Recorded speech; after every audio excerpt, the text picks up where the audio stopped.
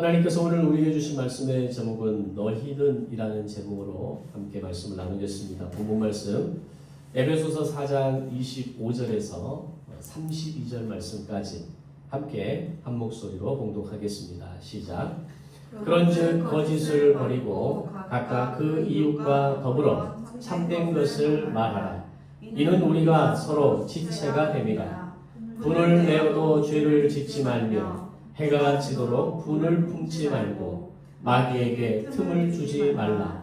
도둑질하는 자는 다시 도둑질하지 말고 돌이켜 가난한 자에게 구제할 수 있도록 자기 손으로 수고하여 선한 일을 하라. 무릇 더러운 말은 너희 입 밖에도 내지 말고 오직 덕을 세우는데 소용되는 대로 선한 말을 하여 듣는 자들에게 은혜를 끼치게 하라. 하나님의 성령을 근심하게 하지 말라. 그 안에서 너희가 구원의 날까지 인치심을 받았느니라. 너희는 모든 악독과 노함과 분냄과 떠드는 것과 비방하는 것을 모든 악의와 함께 버리고 서로 친절하게 하며 불쌍히 여기며 서로 용서하기를 하나님이 그리스도 안에서 너희를 용서하심과 같이 하라. 아멘. 부활의 아침입니다. 부활의 예배입니다. 예수님이 부활하셨습니다. 우리 앞에 있는 분에게 부활의 인사로 나누겠습니다. 예수님이 부활하셨습니다.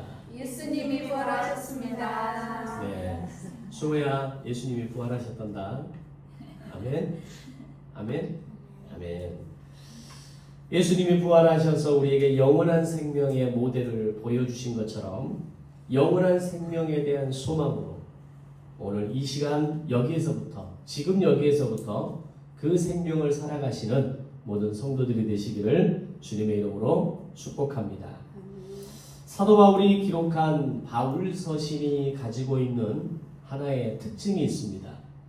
그것은 모든 서신서의 기록 방식이 먼저 교리적인 내용을 기록하고 그리고 그 뒤에 실천의 내용으로 기록하고 있다는 겁니다. 왜 바울은 이런 방법으로 서신서를 기록했을까요?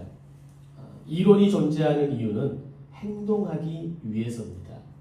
행동을 설명하는 동기로 반드시 이유는 필요한 것입니다. 오늘 내가 어떤 행동을 하는데, 내가 어떤 결정을 하는데 이 행동과 결정에 대해 합당한 원인이 없다면, 이론이 없고 원칙이 없다면 그것은 무분별한 행동이 될 수 있고 그것은 심각한 어떤 결과를 초래할 수 있는 행동이 될 수도 있기 때문입니다. 또한 우리가 배움의 기회를 갖는 가장 궁극적인 목적도 실천하기 위해서입니다. 조금 다른 말로 하면 써먹기 위해서 배우는 거죠. 그것을 당장 사용할 것이 아닌데 배우는 사람은 없습니다. 배웠다 할지라도 내 것으로 사용화하지 않으면 금방 잊어버리게 됩니다. 우리 수호도 학교에서 선생님이 문제를 풀어줄 때, 수학 문제를 풀어줄 때 그것을 들을 때는 이해가 되고 어떻게 하는지 이해가 되는데 바로 복습하지 않으면 어떻게 되는가요? 그 문제를 다음에 풀려고 하면 잘 안 되죠. 풀어보고 그것을 이해하고 풀어보고 내 것으로 만드는 시간이 있어야 진짜 그것은 내 것이 되는 겁니다. 내 컴퓨터에 아무리 많은 정보를 파일로 저장하고 있다 할지라도 폴더를 하나하나 열어서 사용하기 전까지는 그건 내 정보가 아닙니다. 폴더를 열어서 하나하나를 클릭해서 그 내용들을 이해하고 숙지하고 나의 어떤 내용으로 승화시키게 될 때 비로소 내 것이 되는 겁니다. 그것처럼 오늘 나에게 있어서 어떤 원리, 이론이라고 하는 것은 행동과 실천으로 이어지는 중요한 원인이지만 그것을 실천하지 않으면 그 어떤 원인, 그 어떤 이론도 나에게는 아무런 의미 없는 것이 되고 마는 것입니다. 그리고 바울의 서신서가 가지고 있는 또 하나의 특징이 있습니다. 그것은 신분에 대한 강조를 많이 하고 있다는 겁니다. 에베소서 오늘 1장을 시작하면서도 1절에서 바울은 자신에 대한 소개를 이렇게 합니다. 그리스도 예수의 사도된 바울이라고 자신을 말하면서 편지를 써내려갑니다.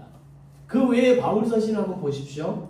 바울 서신의 항상 시작은 하나님의 종 그리스도 예수의 사도, 나는 하나님의 사도로서 이런 사도에 대한 종이라고 하는 신분에 대해서 계속해서 밝히고 있다는 겁니다. 그만큼 바울은 신분을 중요하게 여겼고 이 신분을 통해서 말하고자 하는 메시지를 가지고 있었다는 겁니다. 그것은 우리가 가지고 있는 신분에는 반드시 책임이 있다라고 하는 것을 사도 바울은 강조하고자 했습니다. 우리가 세상을 바라봐도 신분에 따르는 책임에 대해서 금방 이해가 됩니다. 높은 공직자의 위치에서 권력을 가진 사람일수록 그만큼 더 무겁고 많은 책임들이 주어지게 됩니다. 국회가 윤석열의 내란 계엄에 대해서 탄핵을 결정하고 헌재가 이를 인용하는 데 깊은 숙고와 시간이 필요했던 것은 그가 최고 권력자로서의 책임을 다하지 않았을 뿐만 아니라 오히려 국가의 안정을 깨트리고 국민을 군인의 총칼 앞에 장악하려 했기 때문이었습니다. 따라서 책임을 다하지 않는 권력은 진정한 권력자가 될 수 없습니다. 그것은 마치 어린아이가 정말 날이 시퍼렇게 살아있는 그 어떤 칼을 양손에 들고 가지고 노는 것과 같은 모습이 되는 겁니다. 신분이 주어졌다면 반드시 책임이 따라야 하고 높은 신분일수록 더 무거운 책임을 감당할 수 있는 태도와 자세, 그만한 역량을 가지고 있어야 한다는 겁니다. 만약에 책임을 다하지 않고 오로지 신분과 특혜만을 누리려고 한다면 그런 사람을 정의할 수 있는 말은 딱 하나입니다. 나쁜 놈 또는 사기꾼. 이 말이 그들에게 가장 잘 어울리는 말이 될 것입니다. 그것처럼 모든 그리스도인들에게도 위대하고 존귀한 사람, 아름다운 사람이라는 신분이 주어졌는데 그것을 성도라고 이야기합니다. 이 위대하고 존귀한 사람이라는 말이 저는 미스터 션샤인을 보면서 선교사님이 그 주인공을 보면서 이야기를 하죠. 유진 초이를 이야기하면서 위대하고 존귀한 자예요. 그가 왜 위대하고 존귀한 자겠습니까? 성도라는 이름을 가지고 있기 때문입니다. 자, 그러면 이 성도라는 신분이 그렇게 위대하고 존귀한 신분이라면 거기에는 반드시 뭐가 따르겠습니까? 책임이 따를 수밖에 없는 겁니다. 에베소서 4장은 바로 그 책임에 대해서 계속해서 말씀하고 있습니다. 그것은 앞에서 말씀드린 이론이기도 하면서 동시에 행동의 동기부여이자 전제가 될 수 있는 말씀입니다. 오늘 본문을 보면 계속해서 반복되어 나타나는 인칭대명사가 하나 등장합니다. 바로 너희는 이라는 인칭대명사입니다. 헬라어의 기본 문법에서는 모든 동사에 인칭이 포함되어 있습니다. 즉 1인칭에 쓰여지는 동사가 있고 2인칭에 쓰여지는 동사가 있고 3인칭에 쓰여지는 동사가 있습니다. 그래서 헬라어로 기록된 성경에는 일부러 인칭대명사를 넣지 않아도 그 문장의 동사만 봐도 지금 이게 누구에게 하는 말인지를 쉽게 알 수 있다는 겁니다. 근데 바울은 오늘 본문 에베소서 4장 17절, 20절, 22절에서 계속해서 너희는 이라는 인칭대명사를 어떻게 보면 반복적으로 사용하고 있다는 얘기입니다. 그리고 오늘 설교 제목에서도 저는 너희는 이라고 잡아보았습니다. 자, 그러면 왜 바울이 굳이 사용하지 않아도 될 너희는 이라는 이 인칭대명사를 의도적으로 사용하고 있느냐라는 겁니다. 그것은 한마디로 앞에서 이야기했던 것처럼 너희는 신분에 어울리는 책임 있는 삶을 살아야 한다는 것을 강조하기 위해서 이 말을 조금 더 확대해서 생각하면 너희는 너희다워야 한다는 걸 말하고 있다는 겁니다.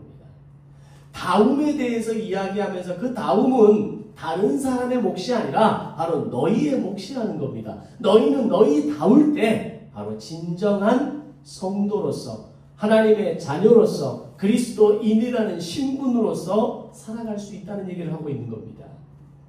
우리 기독교 신앙이 말하는 거룩이라는 말을 다른 말로 표현하면 다움이라는 말로 바꿀 수 있습니다. 거룩이라는 말보다 어쩌면 다움이라는 말이 훨씬 우리의 한국적인 어떤 그 국어에서 우리가 느껴지는 의미가 조금 더 다르게, 좀 더 가깝게 느껴질 수도 있을 것 같습니다. 사람이 사람다움을 포기하거나 망각하면 어떻게 되겠습니까? 뉴스에 오르내리는 각종 범죄자들을 보십시오. 그들이 그 인간이라고 하는 사람들이 동물과 다를 게 뭐가 있겠습니까? 그냥 잘 자란 그런 죄, 정말 그 어려운 가운데에서 먹고 살기 위해서 어쩌다 이런 실수했던 그런 죄 말고 정말 인륜을 범죄하고 사람들의 마음을 해치고 사람들의 신상을 그리고 어떤 그 성적인 부분에 있어서 그들을 파괴하고 그들에 대해서 어떤 그 놀이개감으로 내지는 어떤 돈을 벌기 위한 수단으로 사용하는 그 한 사람 한 사람을 보면 그들은 이미 인간이기를 포기한 겁니다. 왜? 인간다움을 잃어버렸기 때문입니다. 대통령은 대통령다워야 하고 영부인은 영부인다워야 하고 국회의원은 국회의원다워야 한다는 겁니다. 고위직에 있는 사람들에게만 이것이 적용되는 것이 아니라 일반의 삶을 살아가는 지금 이 자리에 있는 우리 보통 사람들에게도 동일하게 적용되어져야 합니다. 목사는 목사다워야 하고 교사는 교사다워야 하고 아버지는 아버지다워야 하고 어머니는 어머니다워야 합니다. 그만큼 이 다움이라고 하는 것은 중요한 정체성을 설명합니다. 만약에 그들이 가져야 할 이 다움을 잃어버리면 어떻게 될까요? 국가가 불행해지는 겁니다. 교회가 불행해지는 것이고 가정이 불행해지는 것입니다. 무엇보다 내 자신이 불행해지는 것과 아울러서 바로 내 옆에 있는 내가 가장 아끼고 사랑하는 나의 지인, 나의 가족들 바로 그들이 불행해질 수 있다는 것을 알아야 합니다. 우리가 성경을 읽어가면서 자세히 살펴보면 그리스도인의 신분을 이야기한 다음에 나오는 항상 이야기는 이 다움에 대한 이야기들이 뒤따르고 있다는 것을 발견하게 됩니다. 여러분 요즘 세상이 우리 교회를 어떻게 바라봅니까? 마치 상종하지 못할 한심한 종교 집단으로 우리를 무시하면서 보고 있다는 것을 느끼십니까? 교회를 더 이상 존경하지 않습니다.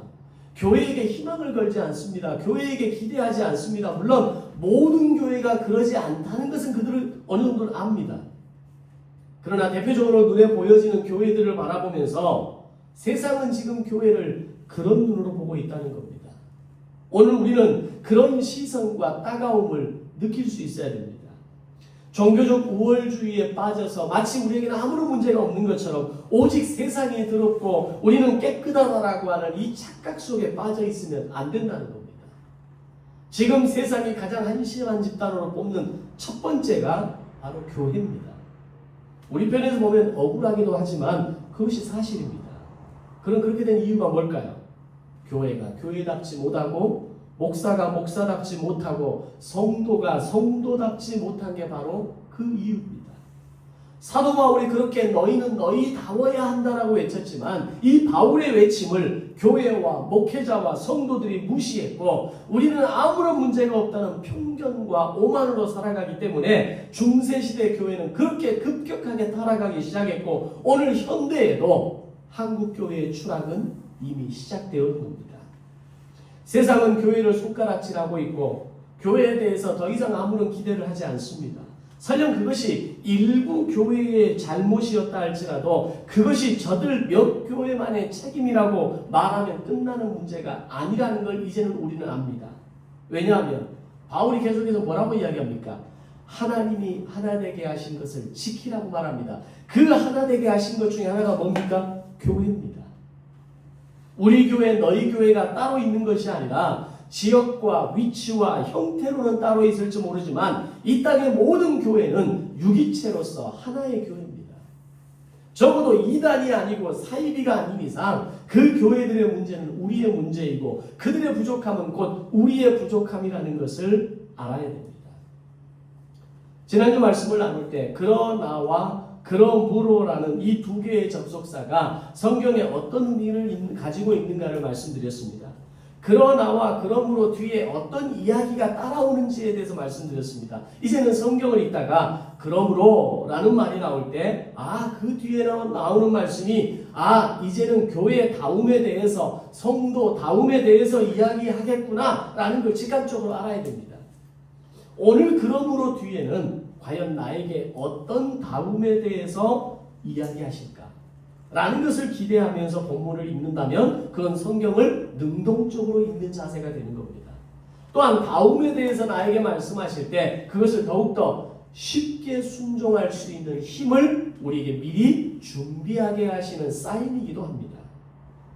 지난주 본문의 마지막 구절을 보면 하나님을 따라 의와 진리의 거룩함으로 지으심을 받은 새 사람을 입으라 라는 말씀이 있었죠. 자, 이 말을 5글자로 줄이면 뭐가 될까요? 바로 너희 다워라입니다. 어렵게 풀어서 의와 진리의 거룩함으로 지으심을 받은 새 사람을 입으라 이렇게 말씀하지만 그 말씀을 정말 확 줄여서 우리에게 정말 와닿게 말한다면 너희 다워라 라는 말씀으로 기록할 수 있다는 겁니다. 우리 수업 열심히 적고 있어요. 너희 다워라 적었어? 오케이. 너희 다워라가 정말 중요한 말씀이에요. 바울은 에베소 교회와 이 편지를 읽는 모든 교회들에게 너희는 옛사람을 벗고 새사람을 입으라 라는 너희 다워라에 대해서 말씀하는데, 자, 그러면 이렇게 새사람을 입기 위해서 점검해야 될 몇 가지 매뉴얼이 있습니다.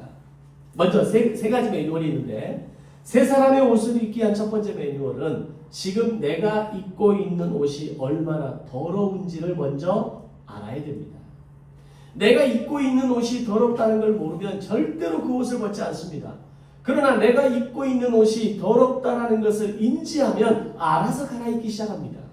매뉴얼 두 번째는 입고 있는 옷을 벗어버리고 새 옷을 입고 싶은 갈망이 있어야 됩니다.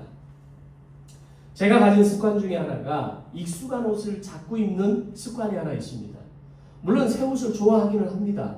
그런데 입다 보면 몸에 편한 옷을 계속 입게 되고 익숙하지 않거나 불편하면 잘 안 입게 됩니다. 나중에는 나에게 그 옷이 있었다는 것조차 모르고 살아갑니다. 그리고 한참 지나서 옷장을 뒤지다가 이런 옷이 있었네?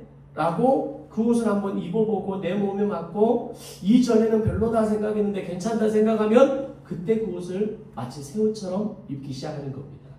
그것처럼 내가 입고 있는 이 옷이 전부가 아니라 다른 새 옷이 있다는 걸 알게 되거나 그 옷이 나에게 필요하다는 걸 알게 되면 그때 옷을 갈아입습니다. 마지막 세 번째, 새 옷을 갈아입는 행동을 해야 합니다. 아무리 입고 있는 옷이 더러워졌다는 걸 인지했을지라도 또는 마음에서 이제는 새 옷을 입고 싶은 마음이 생겼을지라도 그것을 행동으로 옮기지 않으면 아무 소용이 없다는 겁니다. 이 세 가지 매뉴얼을 영적으로 적용해 보면 먼저 내 옛사람이 더럽다라는 걸 알아야 됩니다. 내가 여전히 옛사람의 옷을 입고 살아가고 있구나라는 걸 알아야 됩니다. 그것이 주관이 입는 모습이 아니라 꼰대의 모습이라는 것을 알아야 됩니다. 그것을 알게 되면 내가 어떤 옷을 입어야 될 것인지에 대해서 고민이 시작되는 겁니다. 두 번째로 내가 입고 있었던 옛사람의 옷을 벗어버리고 새사람의 옷을 입고 싶은 간절한 열망이 있어야 됩니다. 지금 입고 있는 옛사람의 옷보다 더 좋은 옷이 있고 새사람의 옷을 입었을 때 내 주변에 사람들이 더 모이고 사람들이 나를 바라봐주고 나를 신뢰하고 나를 존중해주고 오늘 그들이 나를 향해서 뭔가를 기대하는 마음이 있다는 것을 알게 되면 더 이상 옛사람의 옷을 입으려 하지 않는다는 겁니다. 새사람의 옷을 입을 준비가 되어 있다는 겁니다. 예전에는 내가 하고 싶은 대로 내 성격대로 내 기질대로 이게 나야 라고 생각하는 그 옛사람의 옷을 입고 있다가 어느 날 내 옷을 좀 바꿔 입었더니 사람이 내게 붙는 겁니다. 어린아이가 내게 붙는 겁니다. 사람들이 나에게 말을 걸어오는 겁니다. 이런 어떤 변화와 이런 시간이 필요하다는 겁니다. 마지막 세 번째로 내가 입고 있는 옛사람의 옷을 과감히 벗어버리고 새 사람의 옷을 입는 구체적인 결단, 행동이 필요하다는 겁니다.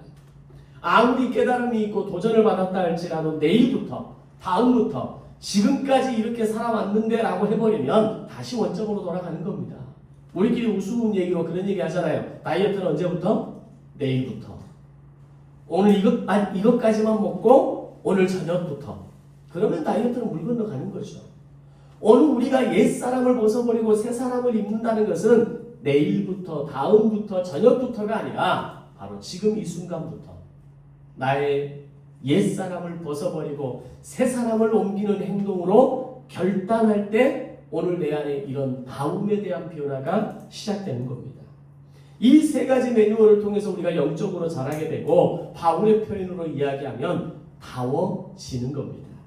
자, 그러면 이런 단계를 거치지 않게 되면 어떻게 될까요? 그냥 교회만 열심히 다니고 봉사만 열심히 하면 달라질 수 있을까요? 절대 그렇지 않습니다. 사람은 절대 변하지 않습니다. 그렇게 해서 변하는 것이 아니라는 것을 늘 깨닫습니다. 조금 변한 것 같다가도 다시 원점으로 돌아갑니다. 그렇다면 그것은 애초부터 변한 게 아닙니다. 그냥 변화된 것처럼 자신도 다른 사람도 착각하고 있었던 겁니다. 그럼 사람은 진짜로 변화될 수 없는 걸까요? 근데 성경은 뭐라고 이야기합니까? 변할 수 있다라고 말합니다. 그럼 어떻게 변할 수 있을까요? 나의 신분을 깨닫게 되고 내가 가진 책임을 알게 되고 그것이 진정한 나다움이라는 걸 알게 될 때 성도는 변화의 단계로 들어가게 된다는 겁니다. 만약 신분으로 인한 은혜만 족족 받아 챙기려고 하고 조금 과격하게 말하면 구원을 날로 먹으려고 하면 성도로서 감당해야 할 함께 책임져야 할 것을 책임지지 않는다면 그것은 영적으로 나쁜 사람이 되는 겁니다. 제가 뒤에 감히 농자를 붙이지 않았습니다. 나쁜 사람이 되는 겁니다. 내가 구원을 받은 사람이라면 그 구원의 은혜와 더불어서 이제는 내가 하나님의 자녀로서의 신분에 걸맞는 책임 있는 삶을 살아야 하는 겁니다. 그게 그리스도인의 오늘 합당한 모습이라는 겁니다. 세상의 정치가와 권력가들 중에는 정말 나쁜 사람들이 많지만 교회 안에도 이런 나쁜 사람들이 있습니다. 그들의 공통점은 어떤 책임도 지려고 하지 않는다는 겁니다. 책임을 지는 상황이 되면 도망가 버립니다. 책임을 지는 상황이 되면 나 몰라라 해버립니다. 책임을 지는 상황이 돼버리면 그건 나에게 아무런 책임이 없다라고 막아서버립니다. 자, 그렇다면 우리가 정말 나쁜 사람이 되지 않기 위해서는 에베소서 4장이 이야기하는 옛사람을 이제는 벗어버리고 새사람을 입어야 하지 않겠습니까? 그럼 새사람을 입는다는 것이 도대체 뭘 말하는 걸까요? 먼저 우리가 오해하지 말아야 될 것은 말씀에서 옛사람을 벗고 새사람을 입으라 라고 말씀하시는 것이 오늘 부활주의를 지키면서 우리가 부활신앙으로 살아간다는 것이 뭔가 대단한 신앙적 결단을 하는 것이라고 착각하지 말라는 이야기입니다. 옛날 잘못된 신앙을 가르쳤던 부흥사들이 교회에서 또는 시골에서 부흥회를 하면 그런 말들을 많이 했습니다. 내가 가진 집을 팔고 논 팔고 밥 팔아서 하나님께 드리며 복 받습니다 라고 가르치던 시절이 있었습니다. 지금은 그렇게 하라고 해도 안 하지만 그때는 진짜 그렇게 했던 분들이 있었고 그것이 신앙생활에서 가장 큰 복을 받는 비결이라고 말하는 사람들이 있었고 그렇게 말하면 통했던 시절이 있었습니다. 물론 정말 믿음으로 했다면 귀한 헌신이고 드림이지만 그러나 그것이 새 사람을 입는 것이라고 말하는 것은 아니라는 겁니다. 성경은 이 명령에 대해서 정말 소박하게 말씀하십니다. 오늘 말씀 25절을 보면 이렇게 얘기합니다. 너희 말이 바뀌는 것이 새 사람을 입는 것이라고 이야기합니다. 굉장히 중요한 말입니다. 우리는 보통 신앙의 어떤 거룩을 이야기하고 정말 놀라운 믿음의 삶을 이야기하고 오늘 본문의 표현들로 이야기하면 새 사람을 입는다라고 할 때 그것이 굉장히 거창하고 엄청난 뭔가 대단한 결단을 하는 것처럼 보이지만 성경은 우리에게 그렇게 어렵게 이야기하지 않습니다. 우리가 감당할 수 없는 이야기를 하고 있지 않습니다. 너희 말을 바꾸는 것이 새 사람을 입는 것이라고 말합니다. 거짓말을 버리고 참된 말을 하는 것이 옛사람을 벗어버리고 새 사람을 입는 것이라고 바울은 말하고 있습니다. 즉 내가 받은 구원에 대해서 책임을 지는 첫 번째 자세가 말을 바꾸는 겁니다. 거짓말하지 않고 이웃과 더불어 참된 것을 말하라고 말씀합니다. 이렇게 말하면 아마 이런 생각을 할 겁니다. 야, 나는 적어도 거짓말은 안 하는 사람이야. 어쩌면 나는 이 부분에 대해서는 합격선은 아닐까? 라고 생각합니다. 근데 우리가 하는 말들을 가만히 들여다보십시오. 하얀 거짓말도 많고요. 합리화하는 거짓말도 많고요. 우리 일상에서 나누는 그 많은 이야기들 중에 거짓말이 얼마나 많은지 모릅니다. 만약 어떤 사람이 나는 거짓말하는 사람이 제일 싫어 라고 말할 때 그 말의 이면에는 어떤 의미가 있는 겁니까? 나는 절대로 거짓말하는 사람이 아니야 라는 말이 그 뒷면에 있는 겁니다. 근데 우리가 얼마나 거짓말을 잘하는지 우리가 사용하는 말 가운데 이런 말이 있죠. 입만 열면 거짓말이라고. 지금 입만 열면 거짓말을 제대로 보여주는 사람이 몇 사람 있습니다. 내가 그들과 다를 게 있겠습니까? 우리도 입만 열면 거짓말이, 물론 사이즈가 다르고 저희는 국익을 해치는 거짓말은 아니니까 그나마 다행이다라고 말할지 모르지만 우리가 하는 말들의 상당한 양이 거짓말입니다. 여러분은 모르시겠지만 저도 입만 열면 거짓말 같은 말들이 수두룩합니다. 왜 거짓말입니까? 제가 여기에서 설교를 할 때 이 설교에 대한 내용을 제가 잘 지킬 수 있는 겁니까? 저도 못 지키는 게 얼마나 많은지 모릅니다. 그럼 저는 거짓말하고 있는 겁니다. 그러나 목사로서 강단에서 가르쳐야 하고 말씀을 풀어서 설명해야 되고 이것이 저와 여러분이 받아야 하는 도전이라고 생각하기 때문에 감당하는 것이지, 이 말씀들 앞에 제가 한 점 부끄러움이 없는 사람이 어떻게 될 수 있겠습니까? 그럼 저는 거짓말입니다. 우리는 그렇게 거짓말을 잘하는 사람들입니다. 그런데 성경은 우리에게 직접적으로 분명하게 거짓말을 하지 말라고 말씀합니다. 더 나아가서 참말을 하라고 말씀합니다. 참말이라고 하는 것은 그게 두 가지 의미가 있습니다. 하나는 진짜 진실을 이야기하는 겁니다. 무엇이 옳고 그른지를 말할 수 있어야 됩니다. 무엇이 옳은 건지, 무엇이 정의인지, 무엇이 정말 우리가 알아야 될 진실인지를 말할 수 있어야 됩니다. 또 하나의 의미는 다른 사람의 마음을 헤아리는 말을 하라는 겁니다. 진실을 이야기하지 못하고 다른 사람의 마음을 헤집고 아프게 하는 말을 하고 있다면 여전히 우리는 내 안에 옛사람의 옷을 입고 살아가는 겁니다. 성도다움을 가진다라고 하는 것, 새 사람을 입는다는 것은 말이 바뀌는 것에서 시작되는 겁니다. 나의 센 언어를 부드럽게 하는 노력을 해야 됩니다. 순간순간 본능에 익숙한 말과 생각이 튀어나오고 동일한 실수를 반복하는 것이 나의 마음 모습이지만, 그런 나의 모습이 보이기 시작한다면 그것은 이제는 그것을 멈추어야 한다라고 하는 하나님이 나에게 보여주시는 사인이라는 걸 알아야 됩니다. 내가 아무것도 지금 보지 못하고 깨닫지 못하고 하고 있다면 그것마저도 지금 깨달을 수 있는 수준이 안 되는 겁니다. 그런데 내가 또 이렇게 말하고 있네, 내가 또 이렇게 센 언어를 사용하고 있고 마음을 헤아리지 못하고 있고 그 마음을 알아주지 못하고 있네라는 생각이 든다면 다시 물어야 합니다. 다시 내 말을 바꿔서 던질 수 있어야 됩니다. 그것은 하나님이 나에게 이제는 네 말을 바꿔야 한다라는 것을 나에게 지금 사인 주시는 겁니다. 우리가 거짓을 버리고 참된 것을 알아면서 살아야 될 이유를 25절 말씀을 이렇게 말합니다. 우리가 서로 지체가 되기 때문이다 라고 말씀합니다. 바울은 여기서 다시 지체론을 끄집어냅니다. 유기체라는 걸 끄집어냅니다.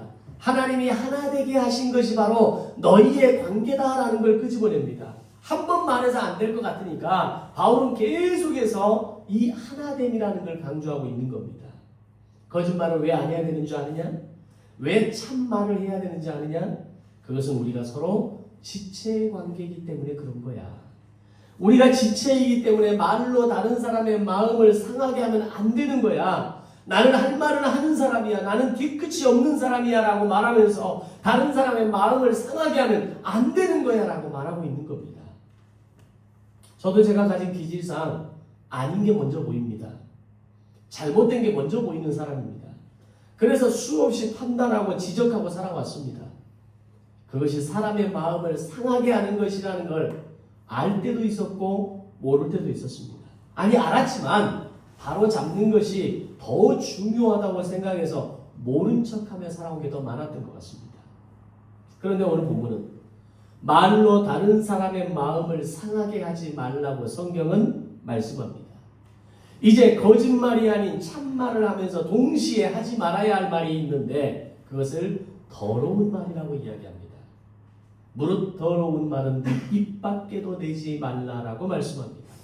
거짓말을 하지 않는 것은 너무너무 중요하지만 이제 더러운 말을 너희가 해서도 안 된다라고 말씀합니다. 오직 말은 덕을 세우는 데만 사용하도록 하고 선한 말을 해서 듣는 자들에게 은혜를 끼치게 하는 것이 너희가 새 사람을 입는 거야 라고 말씀합니다. 사람과 짐승을 구분하는 기준이 어디에 있습니까? 사람과 짐승을 구분하는 가장 중요한 것이 바로 말입니다. 가끔 이렇게 쇼츠나 릴스들을 보면 요즘 제가 그걸 많이 봐서 그런지 몰라도 이상하게 개에 대한 게 많이 나와요. 개에 대한 쇼츠를 제가 많이 제 교회에 떠올라요. 사람보다 낫다고 할 때가 참 많습니다. 주인이 돌아올 때까지 그 문 앞에서 지키고 있고 주인이 오자마자 그 주인에게 다 붙어서 몸을 부비면서 맞아주는 그런 모습을 보면서 야, 사람보다 낫다. 그런데 그럼에도 불구하고 사람과 짐승을 구분하는 가장 중요한 건 말입니다. 그가 어떤 말을 사용하는 사람인가를 살펴보면 그 사람을 가까이 해야 할 사람인지 아닌지를 알게 됩니다. 우리가 대화를 해보면서 그런 걸 느끼잖아요. 어떤 사람하고 이야기해보면 2시간, 3시간을 이야기해도 안 지칩니다. 그 사람하고 이야기하는 시간이 순식간에 지나가면서 에너지를 잃어버리는 게 아니라 오히려 에너지를 얻는 느낌이 드는 사람이 있습니다. 그 사람은 어떻게 돼야 되는가요? 또 만나고 싶은 마음이 드는 거죠. 다시 만나자고 하면 너무너무 기분이 좋아지는 겁니다. 근데 또 다른 어떤 사람의 만남은 1시간을 얘기하면 몸에 찐이 빠져버리는 느낌이 가는 사람들이 있습니다. 부정적인 이야기, 불편한 이야기, 늘 안 되는 이야기, 늘 절망적인 이야기, 이런 이야기를 하는 사람은 사명으로 만나면 만나지만 내가 회복하기 위해서는 만나면 절대 안 될 사람입니다. 하나님께서 말씀으로 세상을 창조하셨고 하나님은 하나님의 형상을 입은 우리에게 말의 능력을 주셨습니다. 그 말에는 능력과 권세가 있기 때문입니다. 우리는 하나님의 형상을 입은 사람들이기에 세상을 말씀으로 창조하신 하나님처럼 우리의 말에도 그에 준하는 능력이 있다는 걸 알아야 됩니다. 우리가 말로 세상을 창조할 수 있는 능력까지는 없을지라도 사람의 마음을 일으켜 세우고 생명을 일으켜 세우고 그 사람의 삶을 일으켜 세울 수 있는 그 정도의 창조의 능력은 내 안에 있다는 걸 알아야 됩니다. 그래서 우리가 어떤 말을 하면 그 말은 허공으로 사라지는 것이 아니라 그 말이 나를 힘들게 할 수도 있고 나를 부유하게 하는 말이 될 수도 있다는 걸 알아야 됩니다. 내가 했던 말, 내가 사용하는 언어가 모두 사건이 된다는 걸 우리는 알아야 됩니다. 우리가 사용하는 언어가 공중에 흩어져 사라지는 것이 하나도 없다는 겁니다. 그게 나에게만 일어나는 일일까요? 나의 말은 다른 사람을 힘들게 할 수도 있고 다른 사람을 부유하게 할 수도 있는 능력이 있다는 것을 알아야 합니다. 저와 여러분이 사용하는 말은 다른 사람에게 힘을 불어넣어 줄 수 있고 그들의 인생을 부유하게 할 수 있고 그들의 삶을 풍성한 삶으로 만들어 줄 수 있는 힘이 있다는 것을 아셔야 합니다. 그리고 말에 대한 더 무서운 말씀이 있습니다. 주님 오시는 날이 되면 모든 인간은 자신이 했던 말에 대한 심판을 받을 거라고 성경은 이야기합니다. 진짜 그런 말씀이 있습니다. 마태복음 12장 36절, 37절을 보면 예수님께서 이렇게 말씀합니다. 사람이 무슨 무익한 말을 하든지 심판날에 이에 대하여 신문을 받으리니 네 말이 의롭다함을 받고 네 말로 정죄함을 받을 것이다 라고 말씀합니다. 이 말씀이 의미하는 것은 사람은 반드시 자신의 한 말에 대한 심판을 받는다는 이야기입니다. 다른 말로 하면 그 말에 책임을 져야 한다는 겁니다. 성경은 우리의 행동이 심판을 받는다라고 말하기보다 우리의 말로 심판을 받는다고 말씀합니다. 성경은 우리의 행동으로 변화를 가늠할 수 있다라고 말하기보다 우리의 말로 나의 변화를 가늠할 수 있다라고 말씀합니다. 심판은 다른 게 아닙니다. 바로 내 말이 심판의 대상이 될 수 있습니다. 악한 말이 곧 나의 인격을 만들고 다른 사람을 무시했던 수많은 말들이 다시 자기에게로 돌아오는 겁니다. 그리고 우리 세상 속담에 그런 거 있잖아요. 다른 사람의 눈에서 눈물 나게 하면 지 눈에서는 피눈물이 난다라고. 저는 굉장히 성경적인 이야기라고 생각합니다. 우리가 말로 누군가의 마음을 아프게 하고 말로 그 사람의 마음을 헤집어 버리고 나면 오늘 나에게 그 말들이 다시 돌아올 수 있다는 것을 우리는 알아야 한다라고 성경은 이야기하는 겁니다. 요즘 악플들이 얼마나 많습니까? 악플러들이 판을 치는 세상입니다. 익명성 내지는 얼굴이 보이지 않는다고 해서 정말 험한 말들을 마구마구 쏟아냅니다. 군중 심리의 힘을 믿어서 얻어서 악하고 독한 말들이 극우집회를 보면 쏟아져 나옵니다. 저는 그들은 반드시 자기의 말에 책임을 지고 심판을 받을 거라고 저는 생각합니다. 왜? 그게 성경에 쓰여 있으니까요. 악플러들의 말로 인해서 만약에 누군가가 극단적 선택을 하게 됐다면 하나님은 반드시 그들의 말을 심판하실 겁니다. 여러분, 사단의 주요 임무가 뭔지 아십니까? 사단이 우리를 자꾸 무너뜨리려 할 때 그 무너뜨리는 도구가 뭔지 아십니까? 우리의 말을 거짓되게 하고 우리의 말을 더럽게 만들어 버립니다. 사단이 아담과 하와에게 다가갔을 때, 그들로 하여금 선악과를 따먹게 했을 때 가장 먼저 그들이 뭐가 바뀐 줄 아십니까?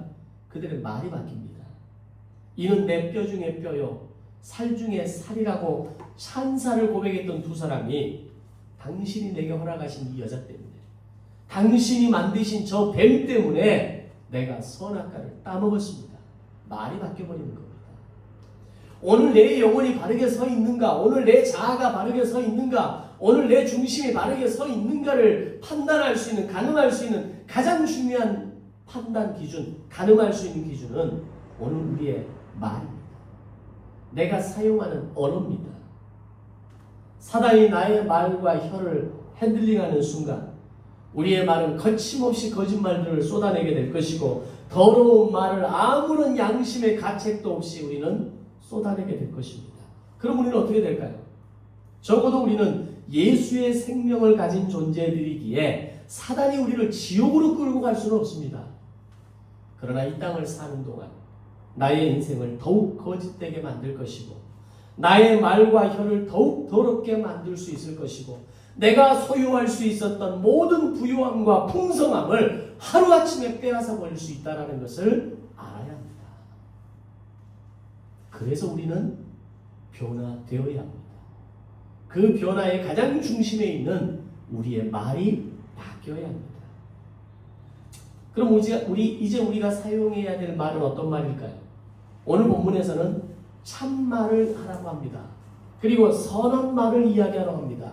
그리고 잠언 16장 24절에 보면 좀 다른 표현을 사용하는데, 선한 말을 이야기하면서 이 선한 말에 대한 설명으로 이렇게 이야기합니다. 선한 말은 꿀송이 같아서 마음에 달고 뼈에 양약이 된다라고 말씀합니다. 선한 말이 꿀송이 같아서 마음에 달다라는 말은 듣는 이로 하여금 그의 말을 들을 때 마음이 단단해진다는 겁니다.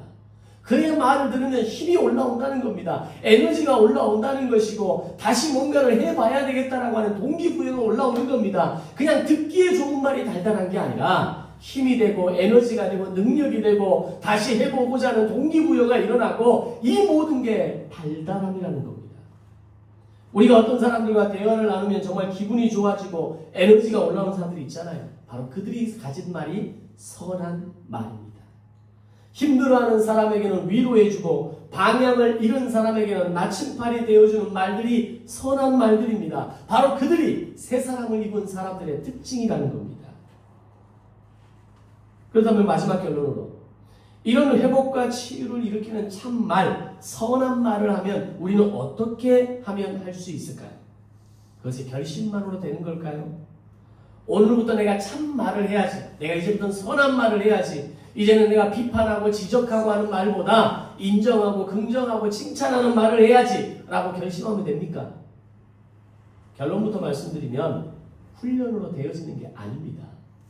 말은 노력으로 되어지는 게 아닙니다. 제가 한때 착각했던 게 훈련으로 된다고 생각했습니다.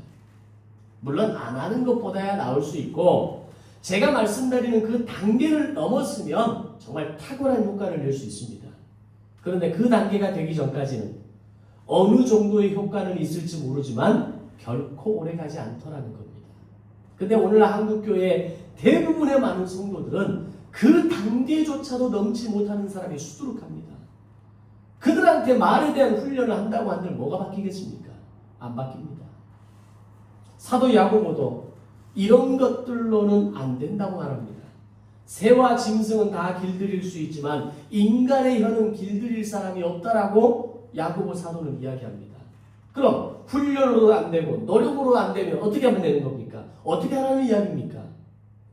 내가 바뀌면 말이 바뀐다는 겁니다. 자아가 바뀌면 말이 바뀝니다.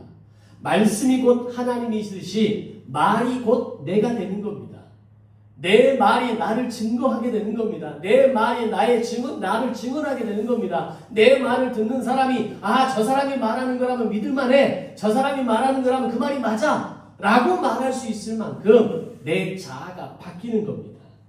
우리가 십자가의 은혜로 구원받았다면 이제는 부활의 감동으로 나의 주도권을 내어드리면서 나의 인생의 주인이 하나님이심을, 나의 언어의 주인이 하나님이심을, 하나님이 말씀으로 세상을 창조하셨듯이 나의 언어로 이 세상을 창조하기를 원하신다라는 것을 알아야 한다는 겁니다. 그 많은 능력이 나에게 있다는 것을 깨닫는 것이 부활의 능력입니다. 그걸 깨닫고 내 삶에 실천하는 것이 부활의 감사입니다. 절대로 구원의 확신만으로 인생에서 다움이 나오는 게 아닙니다. 구원의 확신을 넘어서서 부활의 기쁨을 누리면서 살아갈 때, 그래서 이제는 내가 내 인생의 주인이 아니라 하나님이 나의 인생의 주인임을 깨닫게 될 때 사람은 변하기 시작하는 겁니다. 이걸 출애굽기 12장과 13장, 14장을 통해서 계속 말씀드린 이야기입니다. 십자가 사건으로 끝나는 게 아니라 진정한 예수님의 사역은 십자가로 끝나는 게 아니라 부활로 이어져야 십자가의 완성이 되는 겁니다. 출애굽기 12장에서 어린 양의 피로 피를 바르는 것으로 끝나는 것이 아니라 홍해를 건너는 사건을 통해서 그 내 인생의 주도권이 바뀌는 겁니다. 이게 부활입니다. 십자가에서 죽으신 예수님, 그 어린 양의 피로 문설주와 임방에 바른 것이 부활이 아닙니다. 그 사건은 십자가의 상징이라면 부활의 상징은 홍해를 건너는 겁니다. 광야를 통과하는 겁니다. 그러면서 말씀이 들리는 것이고 내 인생의 자아와 주도권이 완전히 바뀌게 될 때 그때 부활의 감격이 내 안에 일어나는 겁니다. 사람들과 이야기해보면 그 사람 안에 있는 것이 밖으로 나온다는 걸 금방 압니다. 처음에는 가리고 있지만 몇 마디만 나눠보십시오. 그 속에 있는 게 다 나옵니다. 우리 갑자기 이름이 생각이 안 나네. 우리 미나, 준일이, 푸른이, 하늘이, 승용 집사님 사람을 만날 때 몇 마디 나눠보면 이 사람 속에 있는 게 뭔지가 다 나옵니다. 그걸 사랑이라는 이름으로 가려버리시면 안 돼요. 이 사람 속에 있는 게 뭔지, 뭐가 말로 나오는지를 캐치했다면 내가 이 사람을 만나야 될 사람인지 정리해야 될 사람인지를 분명히 알게 됩니다. 근데 이걸 사랑으로 포장을 해버리면 문제 생깁니다. 사랑으로 그걸 감당하는 게 아니에요.